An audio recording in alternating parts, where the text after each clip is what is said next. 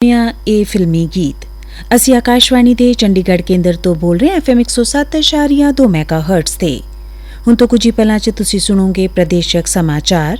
ਪਹਿਲਾਂ 6:10 ਤੇ ਹਿੰਦੀ ਵਿੱਚ ਸਾਡੇ ਕੇਂਦਰ ਤੋਂ ਤੇ ਉਸ ਤੋਂ ਬਾਅਦ 6:20 ਤੇ ਪੰਜਾਬੀ ਵਿੱਚ ਆਕਾਸ਼ਵਾਣੀ ਦੇ ਜਲੰਧਰ ਕੇਂਦਰ ਤੋਂ।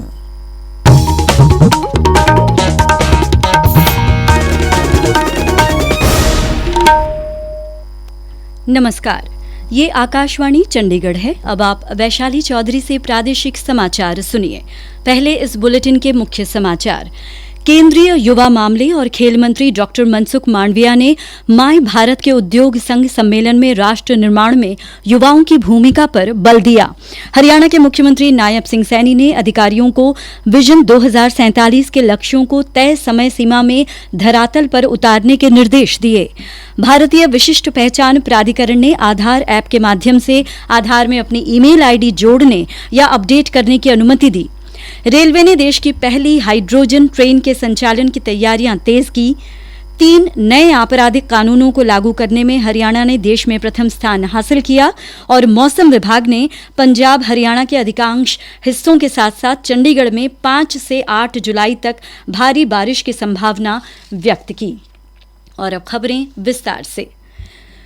युवा मामलों के विभाग ने आज नई दिल्ली में माय भारत के उद्योग संघ सम्मेलन का आयोजन किया। इस कार्यक्रम का उद्देश्य उद्योग जगत के हितधारकों को माय भारत के इकोसिस्टम से परिचित कराना और उद्योग संघों, कॉरपोरेट और सार्वजनिक क्षेत्र के उपक्रमों को इस पहल में शामिल होने के लिए आमंत्रित करना था।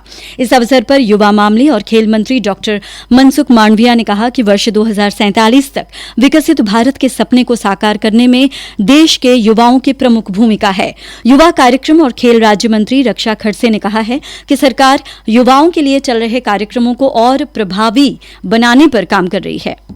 इंडस्ट्रियल एसोसिएशन के साथ माय भारत पोर्टल के और यूथ मिनिस्ट्री के बारे में यहाँ पे मीटिंग आज हमने आयोजित की है। माय भारत प्लेटफॉर्म के साथ कैसे अलाइन कर पाए कि जिसके माध्यम से और विजिबिलिटी हमारी बढ़े और ज्यादा से ज्यादा हम डिस्ट्रिक्ट तक, विलेजेस तक ये सभी प्रोग्राम इनको लेके जाए कि जिसका ज्यादा से ज्यादा फायदा हमारे देश के युवाओं को होगा और एक अच्छा आउटपुट उसके माध्यम से हमें मिलेगा और नेशन बिल्डिंग के लिए ये हमारे यूथ आगे बढ़ के काम करेंगे। हरियाणा के मुख्यमंत्री नायब सिंह सैनी ने अधिकारियों को विजन 2047 के लक्ष्यों को तय समय सीमा में धरातल पर उतारने के निर्देश दिए हैं। मुख्यमंत्री आज चंडीगढ़ में कृषि विभाग के आगामी 5 वर्षों की कार्य योजना की समीक्षा कर रहे थे। बैठक में मुख्यमंत्री ने इस बात पर विशेष जोर दिया कि खेती को आधुनिक तकनीकों से जोड़कर लागत कम कर और बेहतर बाजार उपलब्ध कराकर किसानों की आमदनी बढ़ाई जाए। बैठक में सेम प्रभावित भूमि को सेम मुक्त बनाने के अभियान की समीक्षा भी की गई। भारतीय विशिष्ट पहचान प्राधिकरण ने नागरिकों को अब आधार ऐप के माध्यम से सीधे आधार में अपनी ईमेल आईडी जोड़ने या अपडेट करने की अनुमति दे दी है, जिससे आधार केंद्र जाने की आवश्यकता समाप्त हो गई है। ये सेवा केवल आधार ऐप के माध्यम से निःशुल्क उपलब्ध है, जो 1 जुलाई 2026 से 6 महीने की अवधि के लिए प्रभावी होगी। लोग अपने स्मार्टफोन पर ऐप खोलकर भी इस सेवा का लाभ उठा सकते हैं। आधार ऐप पर नई सेवा उपलब्ध होने के 2 दिनों के भीतर ही 2,50,000 से अधिक लोगों ने अपना ईमेल पता अपडेट कर लिया है। रेलवे ने देश की पहली अत्याधुनिक और प्रदूषण मुक्त हाइड्रोजन ट्रेन के संचालन की तैयारियां तेज कर दी हैं। इसी कड़ी में दिल्ली मंडल के मंडल रेल प्रबंधक पुष्पेश त्रिपाठी ने प्रशासनिक व रेलवे अधिकारियों के साथ जींद जंक्शन का सघन निरीक्षण किया। इस दौरान उन्होंने स्टेशन परिसर, हाइड्रोजन संयंत्र और स्टेडियम स्थित हेलीपैड का जायजा लेकर अधिकारियों को आवश्यक दिशा निर्देश दिए। मीडिया से बातचीत में श्री पुष्पेश त्रिपाठी ने बताया कि सोनीपत जींद मार्ग पर हाइड्रोजन ट्रेन का स्पीड ट्रायल किया जा चुका है, जबकि दिल्ली सोनीपत और जींद दिल्ली जैसे अन्य ट्रैक पर भी परीक्षण जारी है। अभी ट्रायल काफी एडवांस स्टेज पे है। प्री ट्रायल सोनीपत से जिन सेक्शन में हो गया, बाकी सेक्शंस में हम लोग प्रयास कर रहे हैं कि ट्रायल जल्दी जल्दी खत्म कर लें और ट्रायल जैसे सफलतापूर्वक हो जाएंगे तो अप्रूवल मिलने के बाद से गाड़ी का परिचालन करना शुरू करेंगे। प्रादेशिक समाचार आकाशवाणी चंडीगढ़ से प्रसारित किए जा रहे हैं। हमारे बुलेटिनों और ताज़ा समाचारों के लिए आप हमारी वेबसाइट newsonair.gov.in पर लॉगिन कर सकते हैं। ये समाचार हमारे यूट्यूब चैनल और x handle Akashvani news Chandigarh पर भी उपलब्ध हैं। 3 नए आपराधिक कानूनों को लागू करने में हरियाणा ने पूरे देश में प्रथम स्थान हासिल किया है। राज्य को 100 में से 95.21 अंक मिले हैं। हरियाणा के पुलिस महानिदेशक अजय सिंघल ने कहा, भारतीय न्याय संहिता, भारतीय नागरिक सुरक्षा संहिता और भारतीय साक्ष्य अधिनियम को लागू करना आधुनिक तकनीक आधारित और नागरिक केंद्रित न्याय व्यवस्था की तरफ एक बड़ा बदलाव है। उन्होंने कहा कि हरियाणा का पहला स्थान मिलना बेहतर योजना, गहन प्रशिक्षण और हर पुलिस अधिकारी की मेहनत का नतीजा है।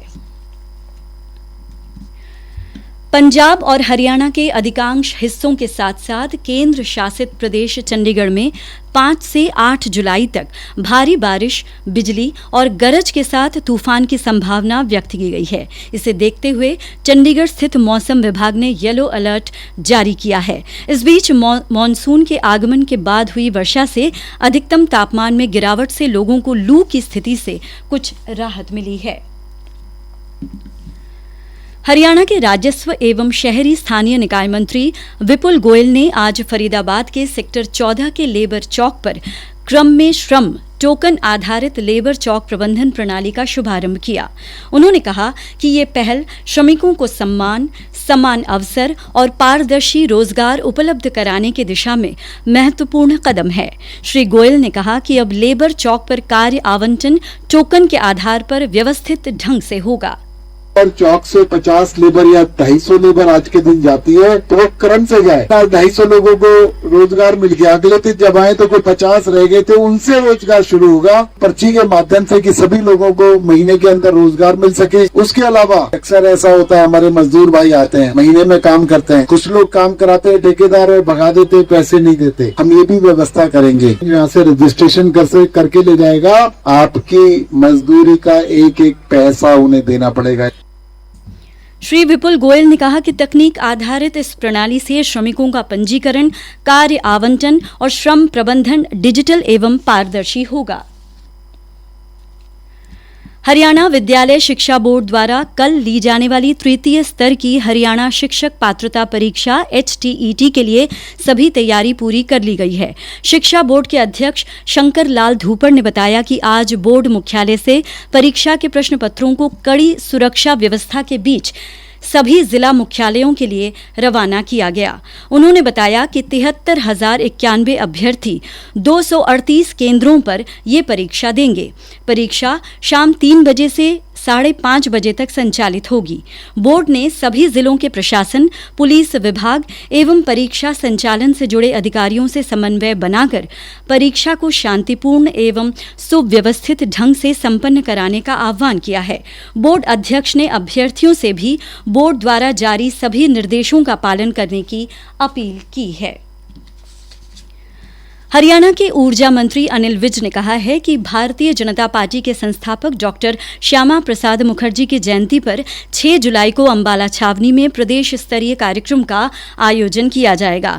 केंद्रीय स्वास्थ्य मंत्री और भाजपा के पूर्व राष्ट्रीय अध्यक्ष श्री जगत प्रकाश नड्डा कार्यक्रम में मुख्य वक्ता के तौर पर शामिल होंगे।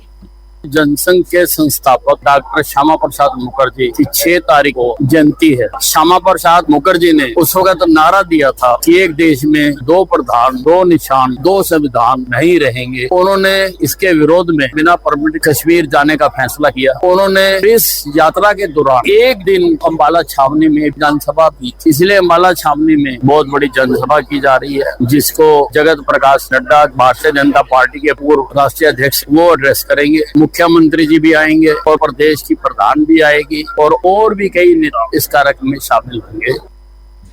कार्यक्रम का आयोजन सुबह 9 बजे सुभाष पार्क के सामने किया जाएगा। हरियाणा के खेल राज्य मंत्री गौरव गौतम ने आज पलवल के नेताजी सुभाष चंद्र बोस इंडोर स्टेडियम में आयोजित महारोजगार मेले का शुभारंभ किया। खेल राज्य मंत्री ने अपने जन्मदिन पर HBM ग्लोबल फाउंडेशन द्वारा संचालित एम्बुलेंस को भी हरी झंडी दिखाई।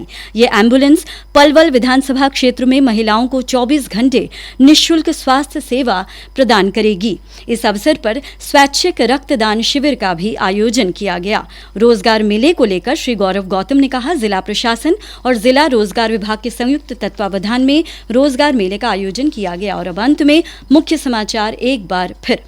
केंद्रीय युवा मामले और खेल मंत्री डॉक्टर मनसुख मांडविया ने माय भारत के उद्योग संघ सम्मेलन में राष्ट्र निर्माण में युवाओं की भूमिका पर बल दिया। हरियाणा के मुख्यमंत्री नायब सिंह सैनी ने अधिकारियों को विजन 2047 के लक्ष्यों को तय समय सीमा में धरातल पर उतारने के निर्देश दिए और भारतीय विशिष्ट पहचान प्राधिकरण ने आधार ऐप के माध्यम से आधार में अपनी ईमेल आईडी जोड़ने या अपडेट करने की अनुमति दी। इसी के साथ प्रादेशिक समाचार समाप्त होते हैं।